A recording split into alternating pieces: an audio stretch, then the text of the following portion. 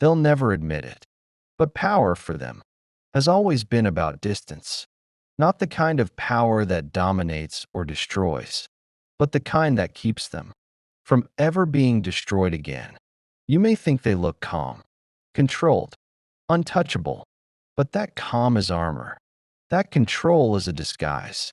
Because long before they learned to detach, they learned what it felt like to be small, to be powerless, to depend on someone who disappeared.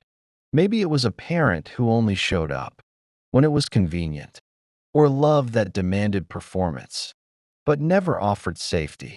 They learned early that emotions make you weak, that need makes you breakable, that love, the very thing that should hold you, can also undo you. So they built something stronger, something colder, something they could control. They built distance. And to them, that distance became proof of strength. Because if they could stay detached, nothing could shake them. If they could avoid needing anyone, no one could hurt them. They mistake detachment for mastery, a sign that they've transcended pain. But really, it's how they keep pain at bay. When you met them, you probably felt it right away. That quiet confidence, that grounded independence. You might have admired it. You might have thought, they're so centered, so calm. But beneath that composure is exhaustion, because what looks like peace is really effort. They're constantly scanning for threat, constantly measuring how close they can let you get before it starts to feel unsafe. Every smile, every silence is calculated. They don't even realize they're doing it. It's muscle memory. The body remembers. The nervous system remembers. When they start to care, they start to panic. When someone reaches their heart, they feel it as danger. So they pull back, not because they want to lose you, but because they need to feel powerful again. It's not that they don't love. They do, in their own way, deeply. But their version of love has always come with conditions. Love, but don't depend. Care, but stay contained. Feel, but never too much. They grew up believing that safety meant control, control of emotions, control of attachment, control of exposure, and detachment. That became their superpower. You might wonder why they can look at you with such tenderness one day and such emptiness the next. It's not a lack of feeling. It's an overflow they don't know how to manage. To them, your love feels like pressure. Your warmth feels like danger. Your closeness feels like losing themselves all over again. They'll say things like, I just need time, or I'm better on my own. But what they really mean is, I'm terrified of being seen. I don't know how to be close without feeling controlled.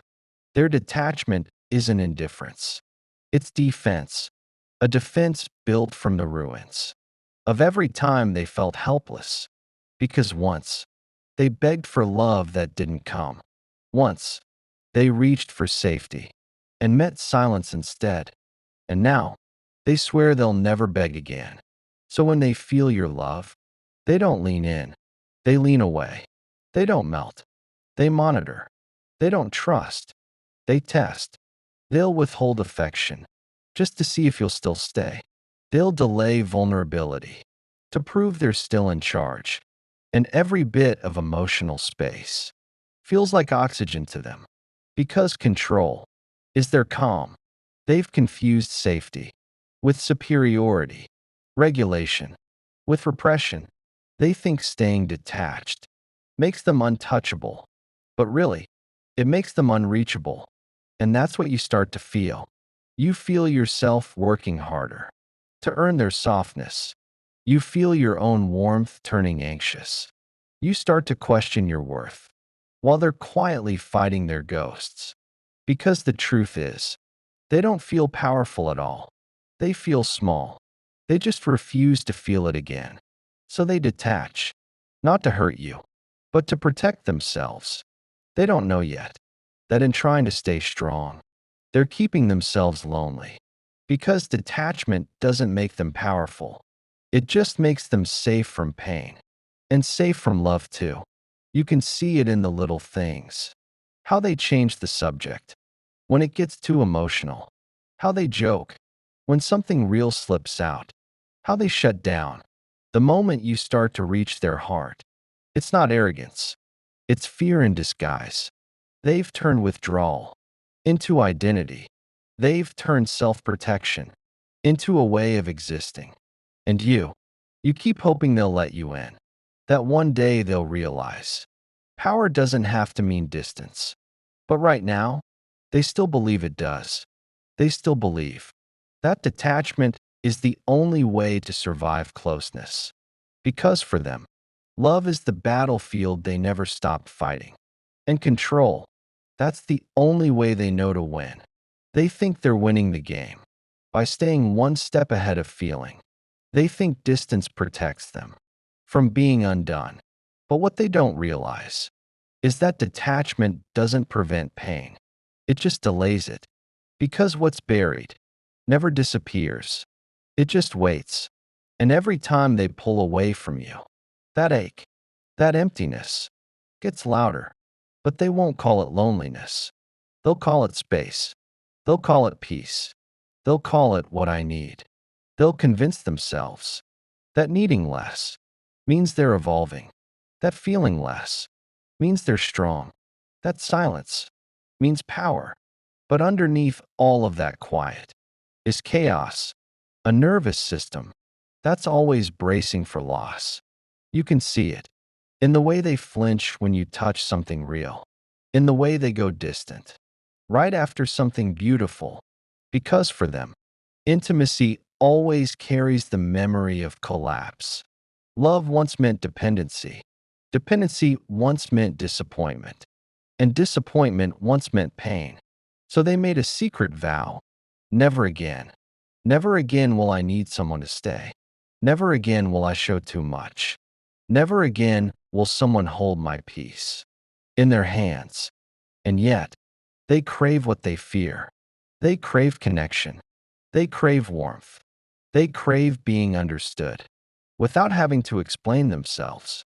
But the moment they feel it, they sabotage it. They'll start to withdraw, softly at first. They'll text less, share less, touch less, not because they stopped caring, but because caring too much makes them feel powerless.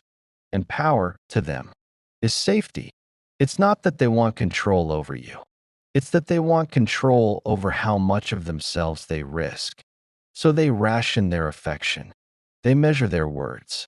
They decide when to appear and when to vanish. It's a quiet choreography, a dance between longing and fear.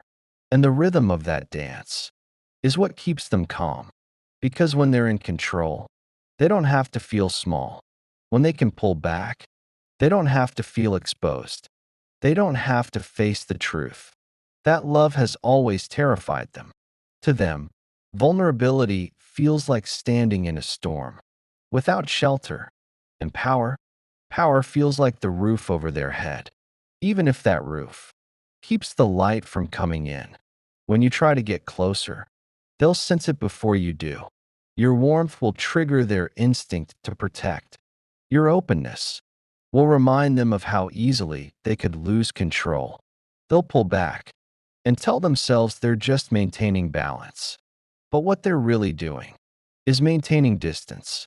They'll rewrite the story in their head.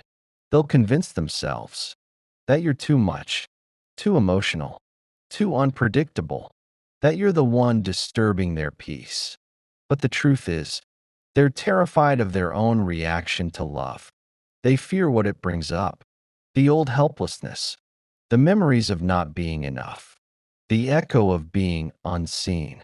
So they reframe avoidance as independence, detachment as maturity, withdrawal as wisdom. They'll call it boundaries. They'll say they just need time to think. But underneath all that language is fear. Fear of losing control, fear of needing someone, and being disappointed again. They might even convince you that you're the one who's too needy, that they're just protecting their peace. But look closer. They're not protecting peace. They're protecting pain. And you can feel it. You can feel that something's missing. Not in what they say, but in what they won't say. They're holding themselves hostage in the name of power, because for them, power feels like the only way to stay safe. When they pull away, they feel lighter. When they detach, they feel relief, because in those moments, they've escaped the risk of being known. But that relief never lasts, because somewhere, beneath all that control, they miss you. Not just you as a person, but you as the mirror that reflected back something true, something they don't let themselves feel often. Care, connection, belonging.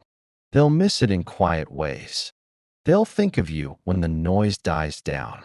They'll replay moments they pretended didn't matter, and they'll feel the ache of what they couldn't control. Love, because no matter how strong they act, their nervous system still wants warmth. Their heart still wants to rest. Their soul still longs to be seen. And detachment can't give them that. It can give them calm, but not connection. Control, but not closeness. It keeps them safe, but it also keeps them lonely. They've spent their entire life trying to outrun the very thing that could heal them, because true power was never about distance. It was about safety within connection, calm within closeness, presence within love. But they don't trust that yet. To them, love still feels like surrender, and surrender feels like danger. So they'll keep pretending they're fine, keep acting strong, keep staying 2 steps ahead of what they truly need. But the truth is, they're not strong because they don't feel. They're strong because they keep surviving what they won't face. And deep down, they know it. They know that all their control comes at a cost, that their calm is just silence between emotional storms. They can't let go, but they can't let in either. So they stay there, in the middle, detached, but not free, calm, but not alive. And every time they pull away from you, they're not proving power. They're proving pain still runs the show. Because the real strength isn't found in staying detached. It's found in daring to stay present when everything in you wants to run. But they don't know that yet. So they'll keep building walls and calling them peace. They'll keep confusing absence with power until one day something cracks and they finally realize that control didn't save them. It just isolated them. That detachment didn't make them powerful. It just made them alone. And maybe then, they'll see what you already knew. That real power was never about distance. It was about love. That doesn't run from itself. At first, their silence feels like power. They tell themselves they're calm, collected, above the noise. But slowly, that silence turns on them. It becomes a mirror. They can't escape. They start to notice that the quiet they once loved has stopped feeling peaceful. It feels heavy now, dense, like something pressing down on their chest, because no one's reaching out anymore. And they realize it's not because people stopped caring. It's because people stopped trying. You stopped trying. You stopped chasing their half-open door. You stopped proving you were safe. You stopped reminding them that love didn't have to hurt. And now, their control feels more like a cage than a shield. They have all the space they wanted, but it's empty. They have all the quiet they craved, but it's echoing. This is the part they never prepare for, the part where their power becomes isolation. They built detachment to feel free, but now they feel trapped inside it. They told themselves they could live without connection. But the truth is, humans aren't built that way. Even the avoidant, the one who prides themselves on self-sufficiency, still has a body that aches for touch, a mind that longs to be understood, a heart that wants to rest somewhere safe. But they won't admit it. Not out loud. Not yet. So they find distractions. Work, Routine. A new person who feels easier. Someone they don't care about enough to lose. Because if they don't care, they can't be hurt. It's not love they want right now. It's comfort without risk. And so they build a life around safety, not aliveness. But it doesn't last. Because safety without connection starts to feel like starvation. They start to miss things they swore they didn't need. The way you looked at them, without demanding anything. The way your presence softened the noise in their head.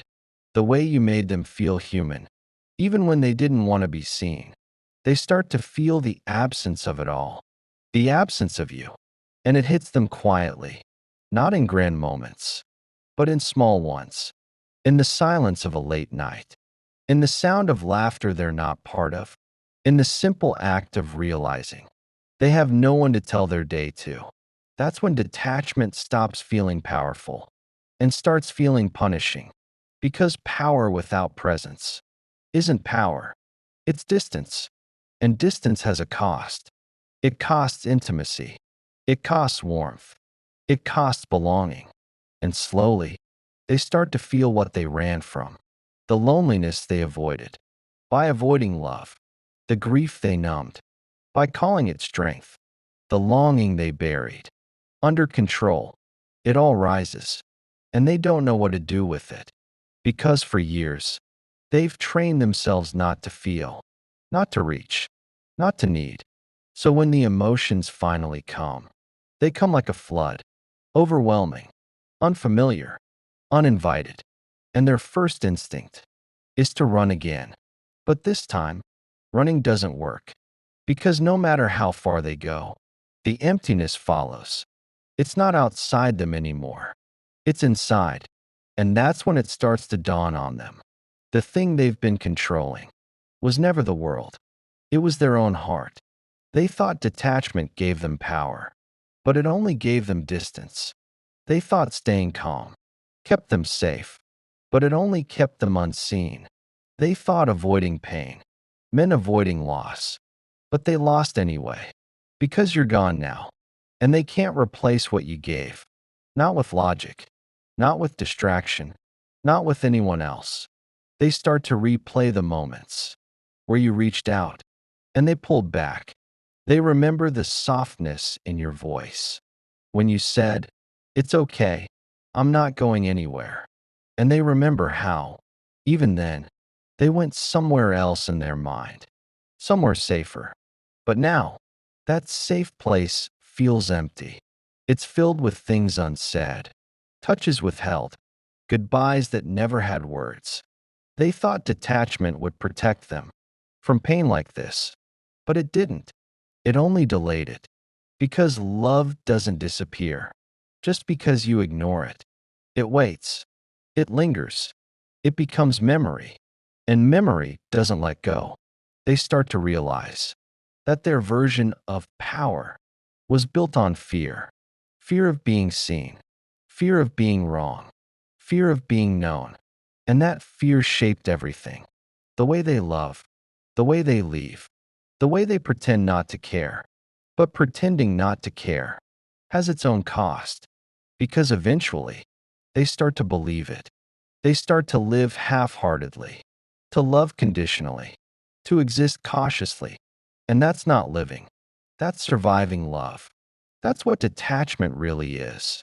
A survival strategy dressed as confidence. And when they finally see it, it breaks them a little because they realize they never meant to push you away. They were just trying to protect themselves. They didn't want power. They wanted peace. They just didn't know the difference. At some point, they stopped blaming you. They stopped calling it your fault. They stopped saying you were too much. Because now, in the silence they built for safety, they start to hear something else. The truth.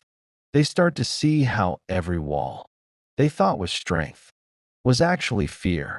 How every time they walked away, it wasn't about you. It was about them. Running from the feeling of being small, they begin to notice the patterns they used to call boundaries, how they always needed to be the one in control, how they always kept a mental exit ready, how they always pulled back, right before it got real. And now, they can't unsee it. They can't unfeel how empty that control became. They remember the first time they told themselves, don't get attached. The first time they turned connection into competition. The first time they confused stillness for strength. And now, it all feels hollow. Because deep down, they know they were never detached. Just scared. Scared to need. Scared to trust. Scared to let anyone see how much they actually care. For years, they told themselves they were the calm one, the rational one, the independent one. But it wasn't calm. It was suppression. It wasn't independence. It was isolation. They can feel it now. How tired they are from holding it all in. How much effort it takes to look unbothered. How lonely it feels to always be the strong one. And the truth hits them quietly. The very thing they feared, vulnerability, was never weakness. It was relief.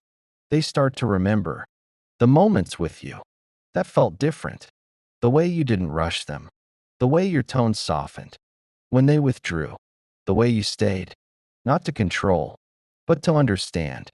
You didn't try to take their walls down. You simply refused to climb them. And now they understand how rare that was. How someone like you didn't try to fix them, just loved them through the fog. And they didn't see it then. They couldn't, because love like that requires presence, and presence requires surrender, and surrender is everything they were trained to fear. So they pushed it away, not because they didn't want it, but because they didn't know how to hold it. You see, to the avoidant, love isn't a soft place at first. It's a spotlight. It exposes everything they've buried, all the things they swore they'd never feel again. And when love shines that light, their instinct is to hide. But now, they realize hiding didn't save them. It just kept them unseen. They begin to look at their reflection differently, not with judgment, but with curiosity. They start to wonder, what if it was never about control? What if it was about protection? What if everything they called cold was just fear wearing armor? They start to soften, not all at once, but in quiet moments. A text they almost send, a song that reminds them of you, a random thought that whispers, I miss what I ran from. And for the first time, they don't push it away. They let the feeling stay, just long enough to realize it won't destroy them. That's how healing starts for them. Not in grand apologies, not in sudden transformation, but in small moments of awareness that begin to build safety inside their own body. Because for the avoidant, love was never the enemy. Their own vulnerability was. And now, they're beginning to understand that the vulnerability they feared was the only thing that could set them free. They start to notice how their power never actually soothed them, how every wall they built only echoed their own loneliness back. And they start to crave something else now. Not control, but connection. Not silence, but sincerity. They won't know how to ask for it yet. They'll still hesitate, still overthink, still protect themselves. But something is shifting. For the first time, they're not running. They're just sitting with it. The truth, the ache, the longing. And though it hurts, it's also honest. Because what's returning to them now isn't weakness, it's humanity. They start to see that all along. Their power wasn't in being untouchable. It was in learning to be touched and still feel safe. They're learning that control was never peace. That safety without connection isn't safety at all. It's survival. And survival isn't the same as living. So they begin to question everything. What if love isn't the threat? What if it's the medicine? What if being known isn't dangerous, but necessary? And slowly, their armor starts to crack. Not because someone broke it, but because it no longer fits. It's too heavy for who they're becoming. They're not healed yet, but they're not hiding either. And for the avoidant, that's progress. There comes a moment when the avoidant stops pretending. That distance still works. When silence no longer feels strong, it just feels sad. When being unbothered starts to sound like being unseen. And when they finally realize that control was never peace, it was just protection, they start to see it clearly. That every time they withdrew, they weren't guarding their heart, they were locking it away. Every time they stayed calm while breaking inside, they weren't strong, they were numb. And numbness, they now understand, isn't safety. It's a slow disappearance. Because you can't keep turning off your emotions and expect to still feel alive.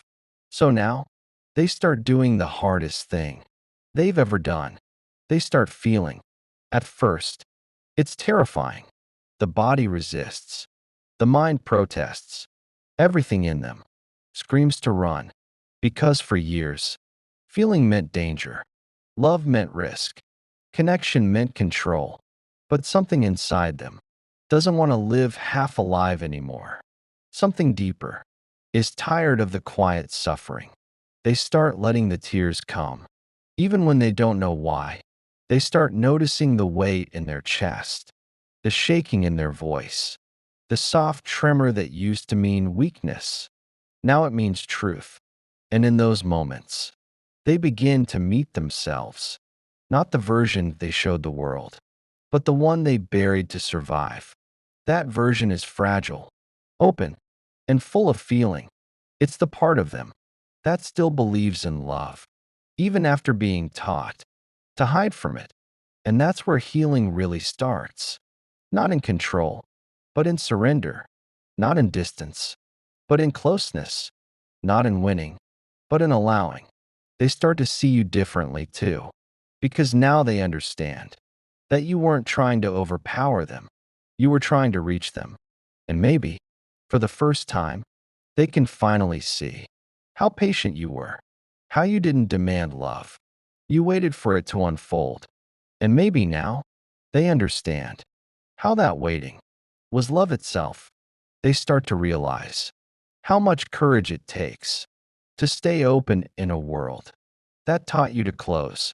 And they feel something strange. Respect, not for the mask they wore, but for the heart they kept hidden underneath it. Because surviving without love wasn't strength, it was adaptation. And now they see that healing is unlearning all the ways they adapted to avoid pain. It's learning to feel again, without fear, to trust again, without control, to love again, without running. It's slow, it's messy, it's human, but it's real. They begin to rebuild safety from the inside out. Safety that doesn't come from walls, but from self-awareness. Safety that says, I can be open and still protect myself. Safety that lets them stay when love starts to feel unfamiliar, and when they meet someone new, or maybe return to the person they once pushed away. They show up differently. Not perfect, not fully healed, but honest. They'll still have moments where they pull back, still fight the urge to disappear, still confuse peace for danger. But now, they'll notice, and noticing is everything, because that means they're no longer living unconsciously. They're no longer letting fear drive their love. They're choosing presence, even when it's uncomfortable. And that choice, that tiny, trembling step toward connection, is how they begin to rewrite everything. They start to see that love was never meant to strip their power. It was meant to deepen it. That vulnerability wasn't surrendering control. It was reclaiming truth. That detachment wasn't peace. It was avoidance disguised as strength. And that the real strength isn't in who needs less. It's in who dares to need it all. So they begin to love differently now. Softer, truer, slower. They let themselves say, I'm scared. They let themselves say, I need you. And the moment those words leave their lips, something shifts, because the same heart that once felt weak for needing now feels free for admitting. That's the power they were chasing all along. Not control, but connection. Not detachment, but depth. Not escape, but intimacy. They finally understand that love doesn't make them smaller. It expands them. It lets them be known, held, and still safe. And maybe that's how the avoidant truly heals. Not by becoming fearless, but by letting love in, even while afraid. So if you ever wonder whether your presence mattered, it did. Because even if they couldn't say it, even if they ran, they learned something from you. They couldn't unlearn. That love doesn't have to be control, to be safe. And for them, that realization is everything.